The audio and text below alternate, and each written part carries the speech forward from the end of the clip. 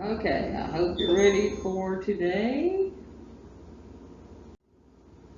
because we're into proofs. Now, a proof is actually not going to be anything new as far as the math is concerned, but some of the reasonings might be a little new to you. You might have seen them before in algebra, but I doubt it because nobody had any time to teach algebra last year. So we'll just run with it and go. So a two-column proof is the easiest type that most people do. And you are taking a chart, and on one side you're going to have the statements. You don't have to write this just yet. And on the other side you're going to have the reasons of why you do each statement. So they go hand in hand. So whatever you have here, it's got to have a reason to go with it. Okay? Okay, so it's all based around the law of syllogism. And this is going to sound crazy, of course, but it's not that hard of a step. It's something you do every day when you think about these conditional statements. And here's one based around, we used to have break at school years and years ago. And at break time, they sold cookies down in the basketball concession stand and sometimes cappuccino. It was awesome. We just picked out all the time. It's probably why I'm big as I am now. All right, anyway. So if you give a student $10, he'll be late for class. And you know, it's understood that it'd be then he would be late for class. So the law of syllogism is if you have a statement like A, this whole thing is called A, and A is true, and it leads you to B, which is also going to be true, then that's the law of syllogism. And it could lead to other steps as well, like that, okay? If this was true, it leads you to that. This was true, it leads you to that. So then they're all true. So to make sense of this statement, though, this is what it was based around, is that you go in this order, the law of syllogism. If you give a student $10, then he'll buy cookies at break. Now that makes sense. Yeah, okay, that's true. So then take that last part and make a new one. If he buys cookies at break, then he's going to be thirsty. Okay? If he's going to get thirsty, he'll go back to line to buy milk. And when he gets back in line to buy milk, he's going to be late for class because there was always a line for people.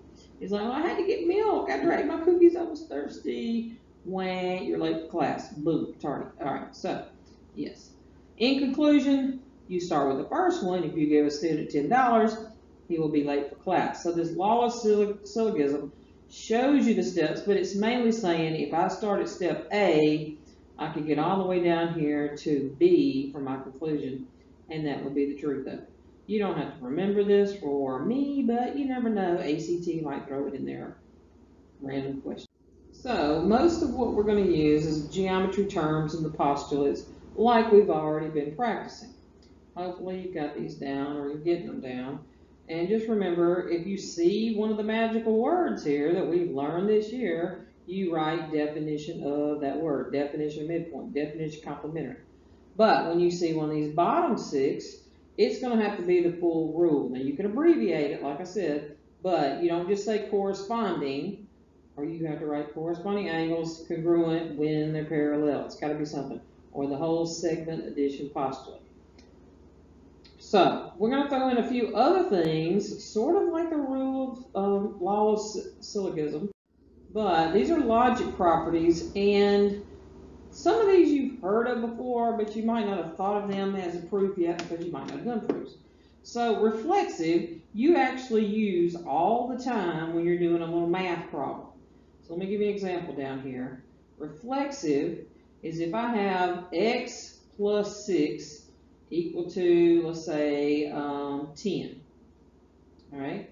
If I was going to normally work this as an algebra problem, I would put in minus 6 and minus 6, right? Now, have I actually subtracted the 6's? Has it been subtracted? No, not yet. It's just sitting there, one on each side. Whatever you do to one side, you got to do the other. Well, that step right there, not subtracting yet, is called reflexive because you're putting the same exact thing on both sides of the equation. It could be a variable, it could be a number, it could be a segment. Like if I say I'm going to move RS from this side and put it over here on this side of an equation, well, I can do it as long as I do it on both sides, then that's reflexive property. And what's it make you think of? A reflection in the mirror. It's the exact same thing being put on both sides. It could be added, subtracted, multiplied, divided. Doesn't matter what kind of math's happening to it. It's just the fact that you did one on this side and you did one on this side. They balanced out and matched. Reflexive property. All right, now another one we use sometimes, not too much in here. In algebra you would. If you had the algebra teacher said, you can't leave x on the right side like this can't be your answer. They said, no, x has got to go first and then the 2. Well, what did you just really do? You switched everything on the 2 sides. All it did was switch sides. It's the same stuff. It's not reflexive. It's not like x and x. It's just they switch sides. So switching sides is your symmetric. Think about the S and Y maybe for switch, I don't know. And that's all they do. So I don't use that one too much, but you'll see it occasionally if I just decide to throw it in there, and you might see it on ACT. Substitution, we've used plenty. If Y was equal to 20, then what would you do? You'd come over here and say X plus 20, you'd plug that number in and be 100, okay? And it's usually replacing, in geometry, it's usually going to be replacing a variable or an angle or something that you know with a number and replacing it like that, okay? All right, then we got the next one, transitive property. Now, transitive is sort of like the law's syllogism, except syllogism was all the words, transitive is all with the numbers. So, if I got angle 1, and angle 1 is equal to angle 2, all right, and then I know angle 2 is equal to angle 3. Well, then what else can I come up with from these two statements put together? What can I come up with?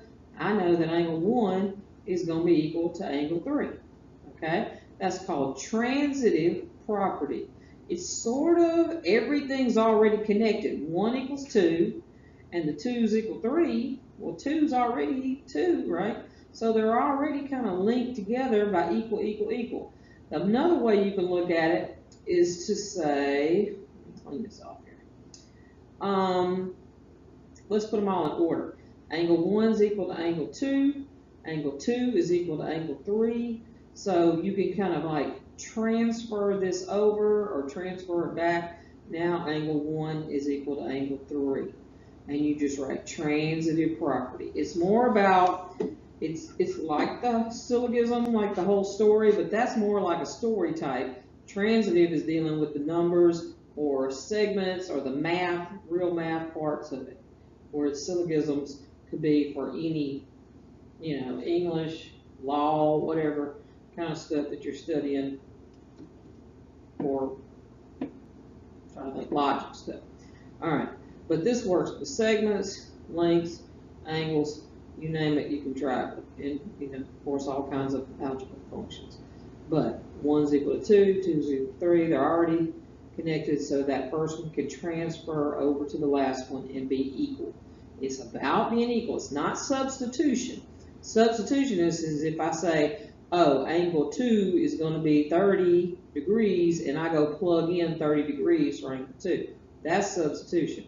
This is, I got 3 things in a row, all equal, so the last one's equal to the first one. I can mix them up and put them in different orders. So that's a tricky one that always gets people a little confused.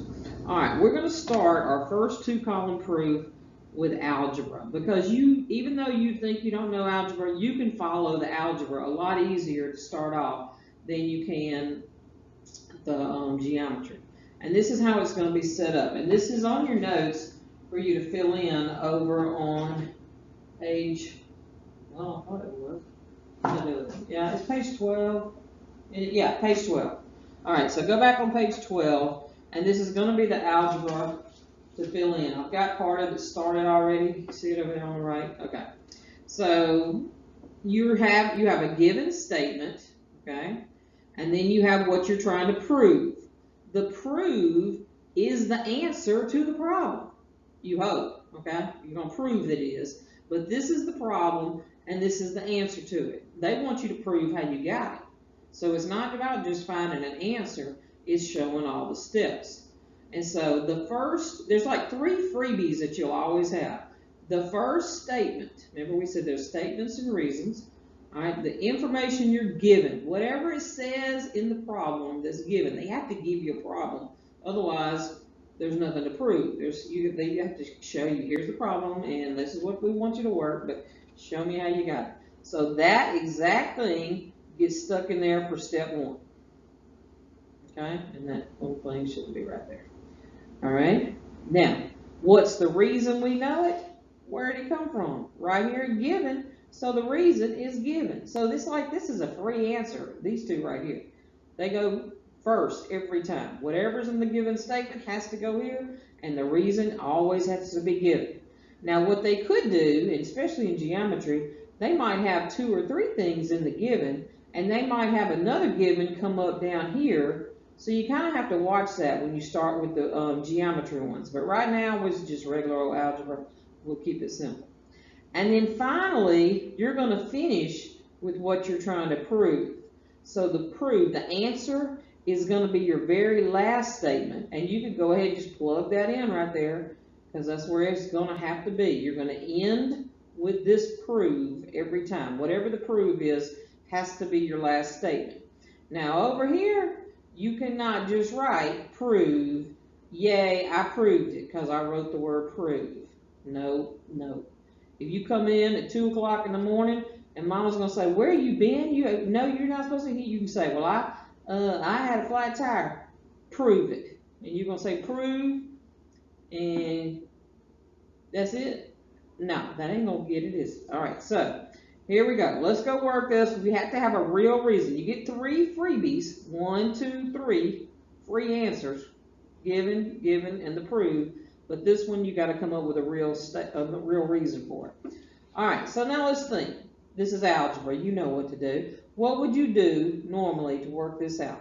You'd first move the 5, right? You would say minus 5, minus 5. Have we actually subtracted it? No, not yet. We put it on there to subtract, but we have not subtracted it yet. So what statement is it when I put a 5 on one side and a 5 on the other? Oh yeah, reflexive. That's where this is kicking in. All right, so now we're going to do the math. What math are we doing? What made us just have 12? What just happened? We subtracted. Guess what it is? Subtraction property. So you got subtraction property, you got addition property, division, multiplication, distributive property. Oh my gosh, that's what that really is. Okay, yeah, okay. So next, what's going to happen next? You're going to say, I'm going to divide by 2 and divide by 2. But have I really divided? No, not yet. What did I do? I put 2 on both sides. The same exact thing on both sides. Another reflexive property. You can have it twice. Not reflection, reflexive. Okay? So, we did that, and now we're going to end up with the 6. How did I get 6? What did I just do in the math to get 6? Divide. Okay, so that's an algebra proof, and that's not too bad. You can follow the flow, and the fact is you're trying to fill in this part. That's the real answer, okay? You just got to prove how you got there. All right, so now, when we get to geometry proofs, it's not just about adding and subtracting. It'll still have some of that too, because, you know, we've had some problems where we add and subtract and do all kinds of little algebra in it, but you're going to have those definitions of midpoint, definitions of this, or properties that we'll look at later, postulates, theorems, all kinds of good stuff that could pop up. All right. Don't ignore the drawing, okay? When you're given some information, put it on the drawing. Every time you do a new step, put it on the drawing, okay? Don't forget the drawing. It's geometry. Okay, so here's our first one. Flip over to 13, the alternate interior angle proof, postulate. Okay, this is a postulate. We're trying to prove that this postulate actually works. So here's our first proof, and we're going to look at the statements and reasons. What do we say we always start with? What do you have to start with? You have to start with what's given to you. So we're going to go ahead and do that. What does that mean? Don't just go right to reasons. We know the reason is going to be given, yeah. But what does that mean? That means these are parallel lines. So P and Q have the little marks. If they didn't have the marks and they told you they're parallel, you can put the parallel marks on there. You can make triangles or you can make arrows. And mine are super sloppy, but you get the idea. Okay? So then, what's our next step? What do we know? All right, we want to prove that A and B match, but we can't do it with on this one, they're trying to prove why alternate interiors match, and normally that's a real reason, but we're going to keep it simple, and we're just going to go back without using alternate interior, okay? So they want to prove that reason. All right, so what you could do is you could say, since they're parallel, what's the main thing we look for? We look for the ones that are in the same position. So A and M are in the same position. Let's not just say they are, let's mark them. A and M are in the same position, which means what kind of angles?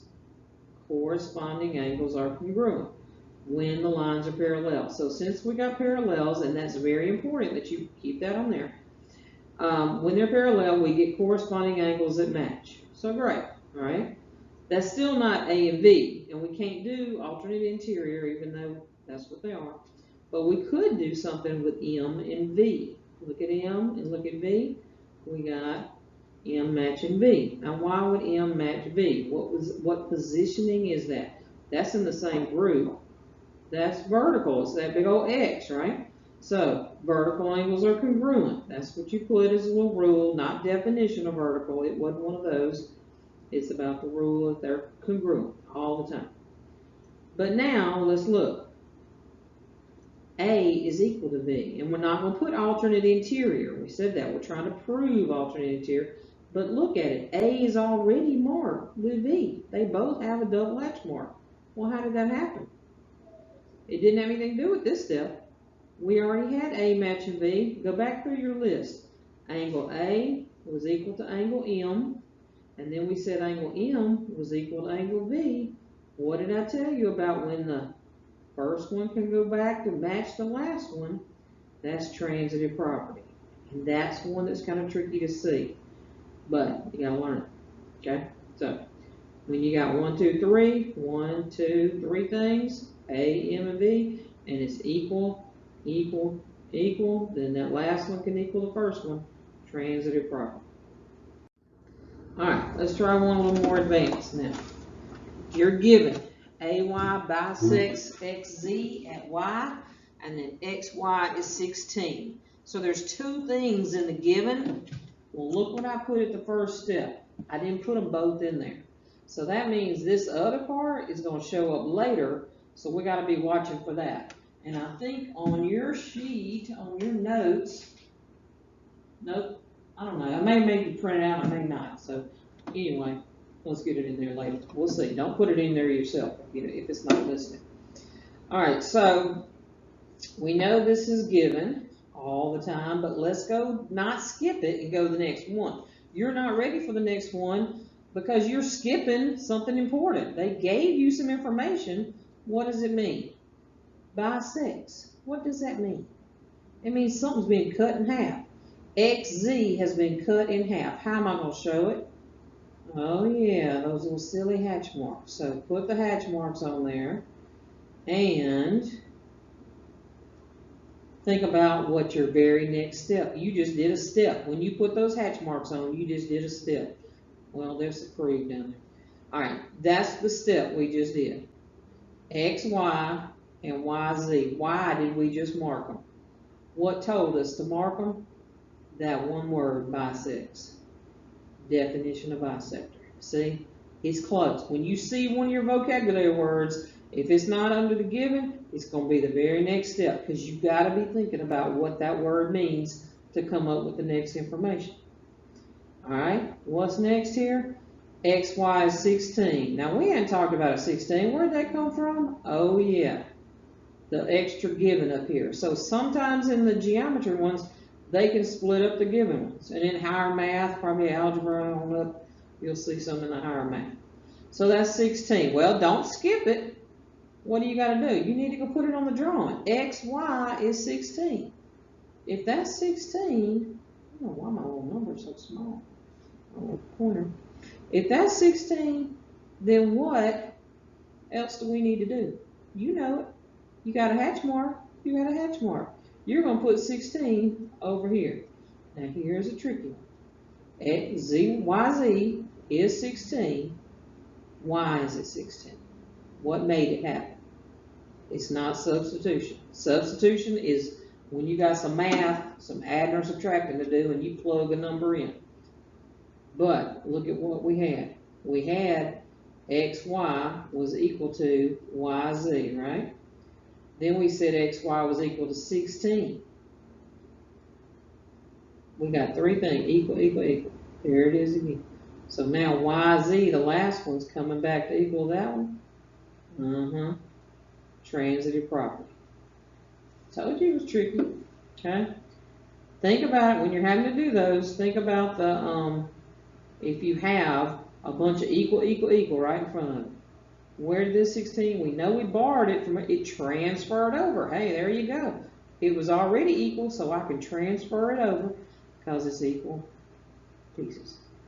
All right, now this is somewhere out of crazy town. Not really, but you got it. All of a sudden we got some math. Well, that's not going to have anything to do with these up here. Let's go look at it on the drawing.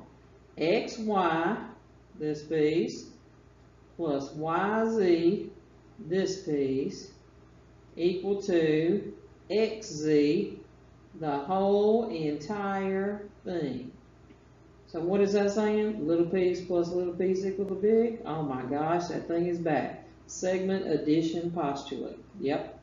Don't forget it. Now, after we just took a drawing and we made an equation, didn't we? It's not a pretty one. It doesn't have numbers, but it's got some potential. It's got adding. It's got an equal. It's an equation. All right. So, what did I just do with that equation? I plugged in some numbers. Those are already equal to 16. Plugging in, substitution. Easy. 16 plus 16, 32. Addition property of equality. Sometimes they'll put of equality, sometimes they'll say inequality. Do you remember what inequalities are? That's the greater than, less than sign, and we're not doing that right now, so you don't have to worry about it with me, but with algebra you would. Okay? And then finally, what happened? They had one extra step. What happened here? Ooh, they switched it around. Okay, so it got switched. What property postulate was that? Symmetric. Symmetric property. All right, so that was a big one. Okay. All right, and sometimes, like we have it on tests, I'll put like multiple choice. The answers, the statements will all be filled in for you, but you may have to go choose from the choices out here on the side, or maybe it'll be matching out on the side. Okay? Alright, here's another one. This is kind of a weird look. This is called a flowchart proof. And a flowchart proof is sort of like a factory. It's like, okay, we're going to start right here in this department, and we're going to do something to this machine. We're going to do this, and these people are here. They're going to work on their machine. They're going to do this, and then in a little bit, we're going to put it all together and get this, and then the people at the end are going to do this, and then we're finished. So that's a flow chart. And you see it in business areas and stuff like that. But that's how it's going to work here, except it's a proof, and so you have your statement on the top, and your reason goes right there underneath it. So in this first problem, we're given, you can look over the side of your paper and see this is a given at the beginning, but don't just skip it. Go put it on the drawing. You know, it's all about the drawing. So ACD is 90 degrees, and then you're also given that BCD was 90 degrees. So we got two 90-degree angles here. This isn't much of a good proof, but it shows you a flow chart one, pretty simple. All right, now you're going to think I'm crazy, but this just became this. Well, that didn't show good, does it? All right, this statement just turned into this statement. You say, well, that's the same thing. Well, it's almost the same thing. What just changed? They made the 90. It wasn't substitution. It's not like an equation, like you're plugging in a number. We just looked at a vocabulary word. Did you realize it? Did you know a 3-year-old wouldn't know what a right angle is? But you know what a right angle is. A right angle is 90 because definition of right angle. Oh my gosh, yes, it's just that simple. When you see that vocabulary word, definition of right angle pops up. Okay, so now we got both of these are equal to 90. So why are they equal to each other? Because they're equal to 90. I know that's what you want to say. They both equal 90, so they're equal. But that's a step. That's a logic step that your mind just did. Think about it. You had ACD up here is equal to 90. Over here, BCD is equal to 90. They're both equal to 90. So why are they equal to each other? When you skip over the middleman, that is transitive property. Oh my gosh. Yep, that's a mess. All right, so then finally, and hopefully after that quiz you learned a little bit about that. Look what changed right here to right here. What's the difference? One's got the wavy, one doesn't. What's the wavy called? Congruence. Definition of congruence. When you go back and forth between one or the other, doesn't matter which one, equal on top or congruent on top, it's definition of congruence. Change it back and forth.